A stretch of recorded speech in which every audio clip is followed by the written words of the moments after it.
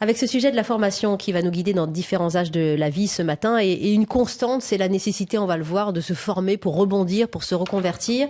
Vous avez pris les choses tout au début, c'est mieux comme ça, Jean-Daniel Lévy, dans cette étude, et vous avez regardé ce qui se passe justement avant d'entrer dans la vie active, et on va voir avec vous et avec vos supports que les choses ont beaucoup évolué. Oui, les choses ont beaucoup évolué. Il y a une phrase que certains d'entre nous, ou peut-être que nos parents ont entendue, qui était « passe ton bac d'abord ».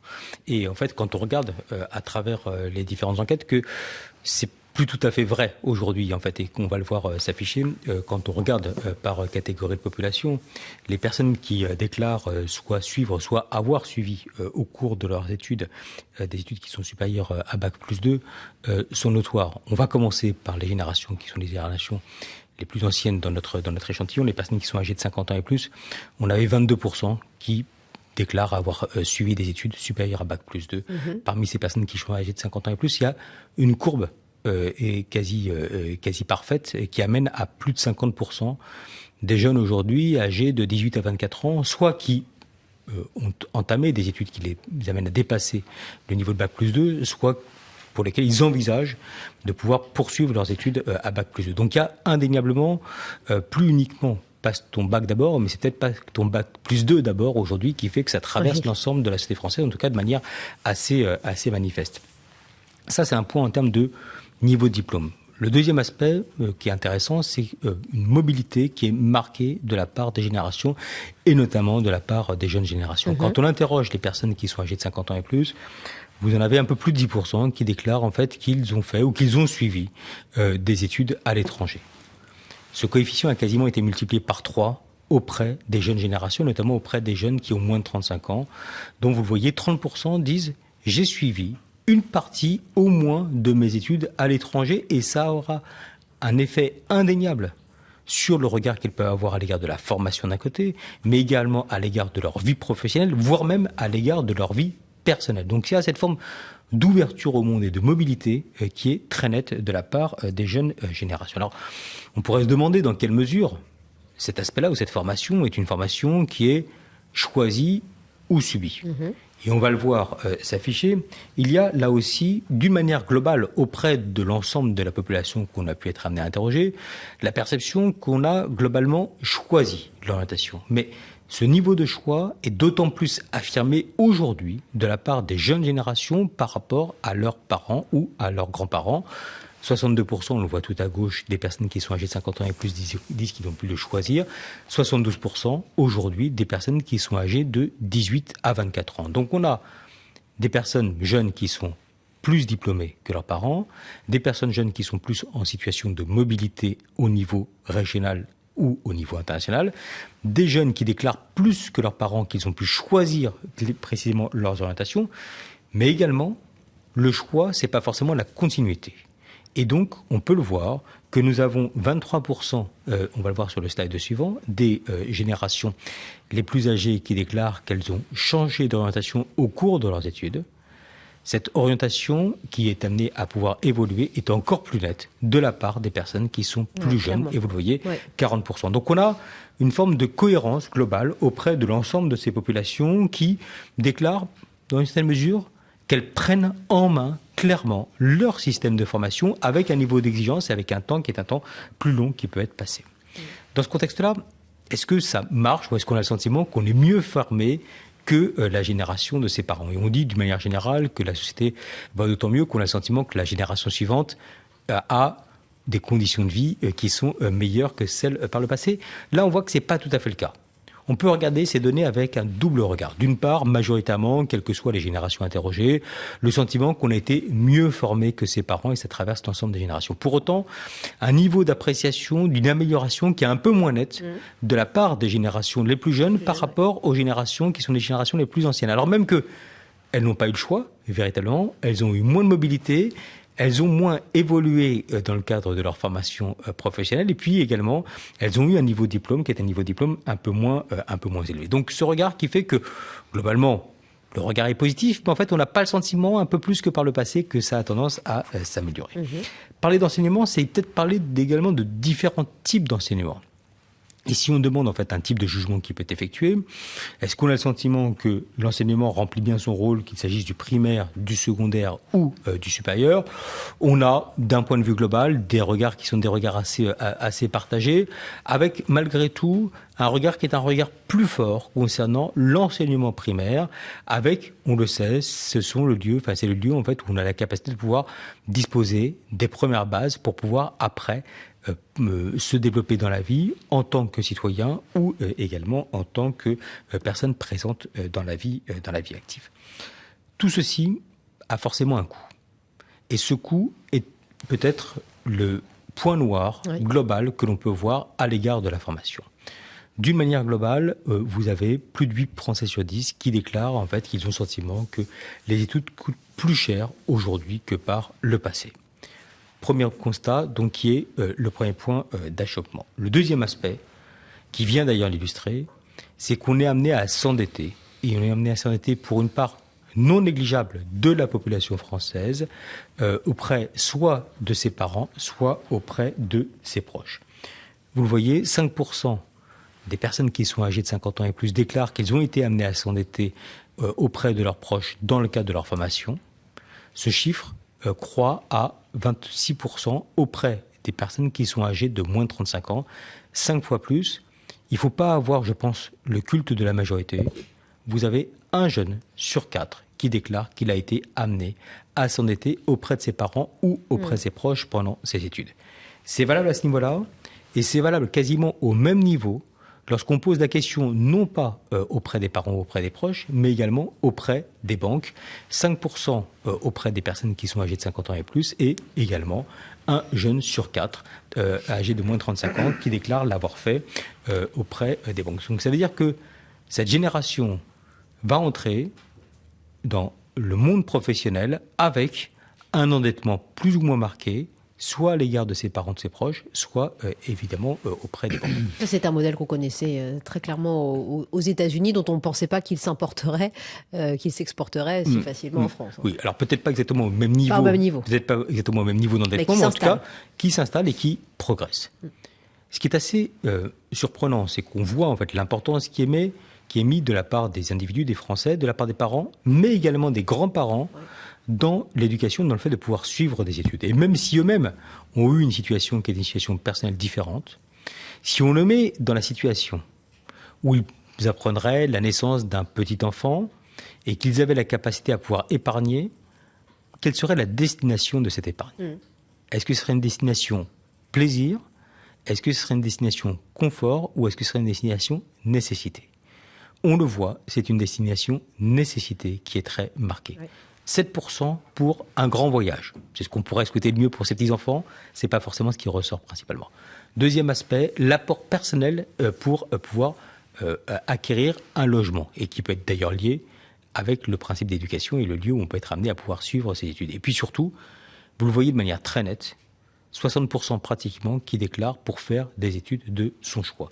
Donc on a cet ensemble qui est un ensemble terriblement cohérent, où il y a indéniablement des jeunes qui sont appelés à faire des études qui sont des études qui durent plus longtemps, pour lesquelles ils peuvent avoir la maîtrise de manière de plus en plus nette, avec un soutien global de la part de l'environnement et de l'environnement familial, que ce soit les parents ou les grands-parents, mais avec cette pression, qui est une pression financière, qui fait qu'on ne souhaite pas forcément que ses enfants ou ses petits-enfants soient dans la difficulté, et que, avec le côté un peu exacerbé, les générations les plus âgées disent on veut pouvoir aider les plus jeunes avant qu'ils arrivent et qu'ils entrent dans la vie active. Merci Jean-Daniel Lévy pour ces premiers enseignements sur la formation initiale. Alors vous pouvez les retrouver de manière détaillée sur le site AG2R lamondiale.fr au moment où on se parle. On ne va pas revenir sur l'essentiel de ce qu'a dévoilé et révélé Jean-Daniel, mais un certain nombre d'enseignements peut vous faire quand même réagir, Thierry Pech, pour Terra Nova et après votre expérience. Peut-être cette idée même de la formule qui glisse et qui mute, passe ton bac d'abord, se transformant en passe ton master d'abord, ça c'est pas forcément une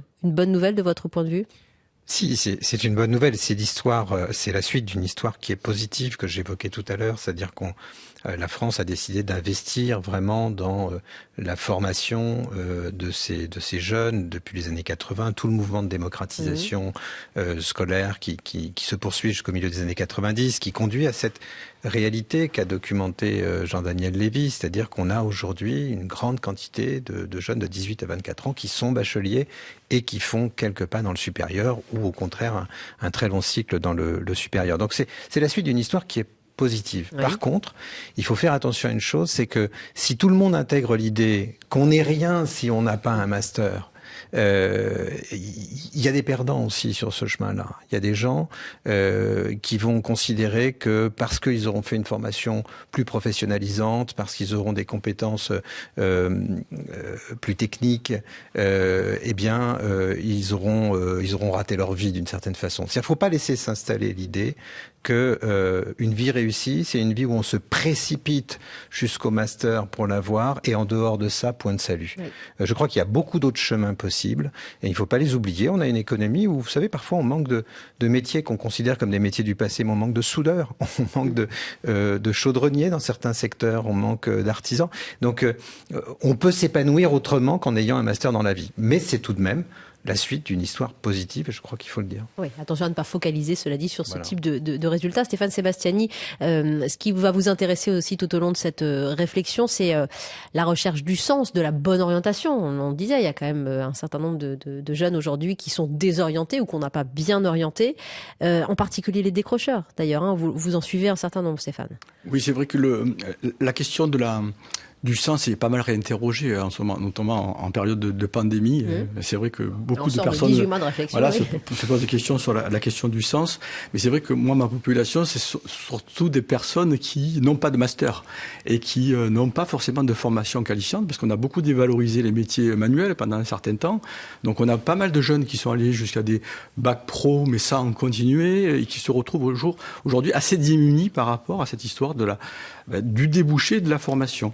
Ce que je retiens surtout, ces publics qu'on accompagne, c'est la perte de confiance. Thierry vient d'en parler, c'est des personnes qui ont perdu confiance en eux alors qu'elles ont des talents. Et aujourd'hui, tous les dispositifs qu'on met en place avec des associations, on va en parler, c'est la recherche de talents, et on en retrouve pas mal pour l'entrepreneuriat, et c'est quand même intéressant aussi d'accompagner ces publics-là. Sur le socle de confiance qui reste à rebâtir. David Cluzot, dans l'économie sociale et solidaire que vous représentez un peu plus sur ce plateau, est-ce qu'on a des conclusions qui correspondent vraiment à l'enquête de Jean-Daniel ? Je crois que l'économie sociale et solidaire n'échappe pas au grand mouvement de masterisation qui traverse la population. Enfin, évidemment, il y a de plus en plus de masters, ce qui est assez récent.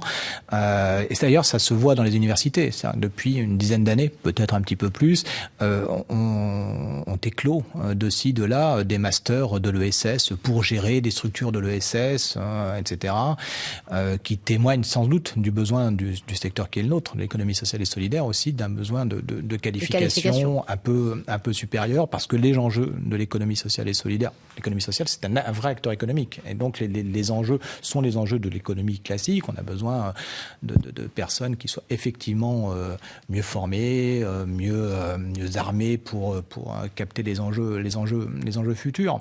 Pour autant, il y a aussi tout un panel d'emplois qui est peut-être qui n'est pas masterisable entre guillemets. Et ça, c'est un vrai sujet, par rapport à ce que dit Stéphane. C'est-à-dire qu'il y a le risque quand même qui de fait se retrouve un peu stigmatisé. C'est ça, le fait en réalité qu'on cible toujours le master et que sur le CV on va regarder le master tout de suite. Ça quand même, ça disqualifie une partie de la population des jeunes qui peut-être n'est pas rentré dans ce type d'études-là et qui viennent après. Donc ça, en tant que partenaire social, là pour le coup, c'est un vrai sujet. C'est-à-dire comment on fait d'une part pour attirer vers les métiers qui sont moins qualifiés. Il y en a. Il y en a pas mal. Et comment ceux qui ont moins d'appétence pour la formation, on les accompagne pour aller dans des qualifications qui ne sont pas au niveau master. Mais il n'y a pas toujours besoin d'un master. Oui, mais d'où la nécessité de revaloriser les formations, justement. Là, on va en parler beaucoup tout au long de cette heure, mais c'est vraiment une passerelle, quoi. Oui, il y a un point saillant dans l'enquête qu'a présenté Jean-Daniel Lévy, qui est le coût des études et le fait que de plus en plus de familles s'endettent voire d'étudiants s'endettent pour leurs études.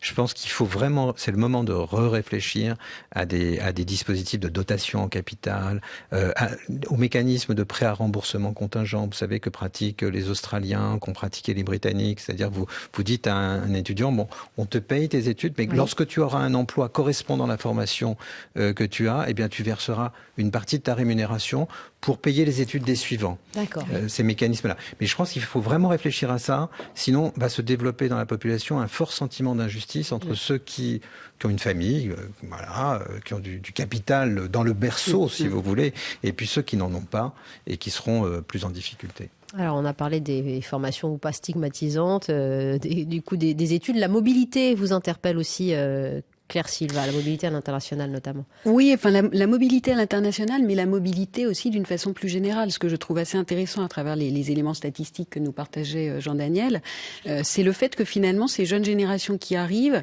elles développent une appétence plus naturelle, ou en tout cas une capacité plus naturelle à se tourner vers la mobilité ou potentiellement à vivre des bifurcations. Et d'ailleurs des bifurcations qui peuvent être d'avoir fait des études supérieures académiques poussées, puis tout d'un coup la question du sens se pose et je décide de devenir jardinier ou chaudronnier. On entend aussi.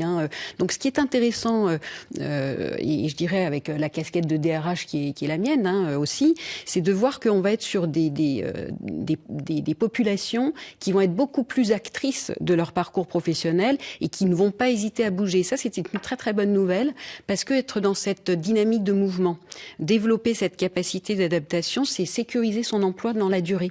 En fait, on pense potentiellement que on est sécurisé quand on bouge pas, quand on a trouvé un métier, un job, un bon groupe, un bon employeur, et donc là, je trace ma route dans le même métier et je suis sécurisé.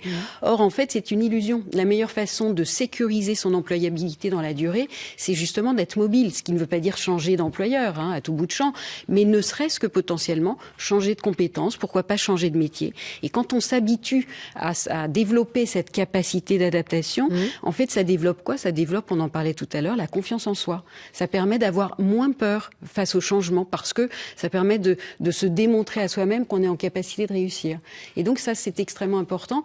Modulo, évidemment, ce que rappelait Thierry à l'instant, c'est la question du financement. Bien donc sûr. Là, on a un vrai sujet parce que pouvoir faire des bifurcations, c'est une question aussi de financer. Je reprends et je reprendrai régulièrement, si vous voulez bien, jusqu'à 11h aussi, un peu ce slogan, la mobilité, c'est la sécurité. Oui. Vous êtes d'accord avec ça, Stéphane Sébastiani, de ce que vous voyez aussi naître sur le terrain? Oui, mais ça me fait penser à Edgar Morin, grand philosophe, qui va fêter ses 100 ans. 100 ans, c'est vrai. Ouais, j'ai retrouvé un ouvrage qu'il avait écrit il y a quelques années sur les enseignements pour les générations futures.